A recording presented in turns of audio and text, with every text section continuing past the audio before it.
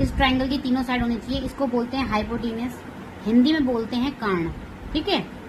और ये होता है आपका आधार। ये आधार कब माना जाएगा? जब ये थीटा, ये वाला एंगल अगर इस साइड रखा जा रहा है, सी पे अगर एंगल है तो आधार इसके लिए ये होगा, अगर ए पर एंगल है तो उसका आधार ये वाला होगा। मैं सी का जो एंगल है वो थीटा लेके चल रही हूँ, तो इसके सामने वाला जो होगा वो परपेंडिकुलर, जिसे हम लंब कहते हैं हिंदी में, ठीक है। ये आधार हुआ, जिसको हम बेस कहते हैं।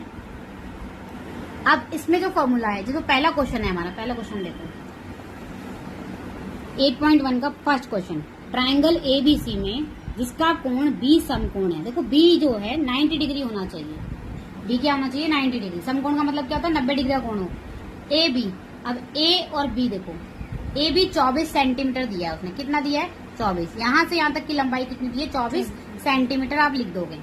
फिर बीसी, बीसी कितना है? सबसे पहले ना इसमें क्या है? कर्ण निकालना है। तो कर्ण निकालने का फॉर्मूला क्या होता है? जो पाइथागोरस थ्योरम के द्वारा लिखते हैं पाइथागोरस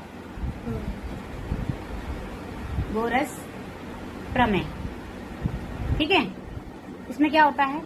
कर्ण का स्क्वायर इक्वल्स टू आधार का स्क्वायर जमा लंब का स्क्वायर, ठीक है। देखो रोको, अब इसमें क्या है? कंचन हमें मिल गया है 24 सेंटीमीटर परपेंडिकुलर और बेस 7 सेंटीमीटर, और आधार ये जो कर्ण है हमारे पास ये मिला नहीं है, तो उसको हमने फाइंड करना है। तो कर्ण ऐसे लिखेंगे, आधार की वैल्यू कितनी लिखी है? 7 का स्क्वायर, और लंब कितना दिया है?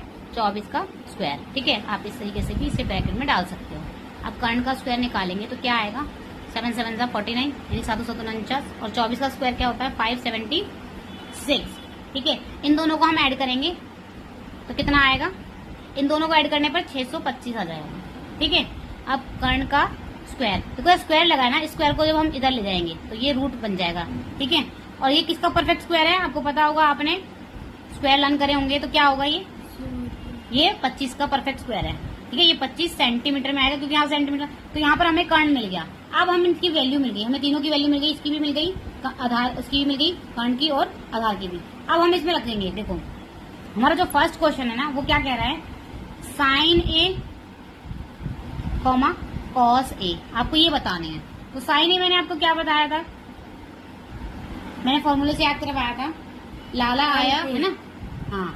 तो एल बटे में के फॉर कर्ण, ठीक है। तो एल कितना है, यानी कि लंब कितना है? 24, और आधार कितना है? 24 आ गया, कर्ण क्या है? 7 आ गया। तो ये हमारा साइन ए का आंसर आ गया, ठीक है। ये हमारा फर्स्ट वाले का इसका आंसर आया। अब कॉस ए निकालना है। कॉस ए कैसे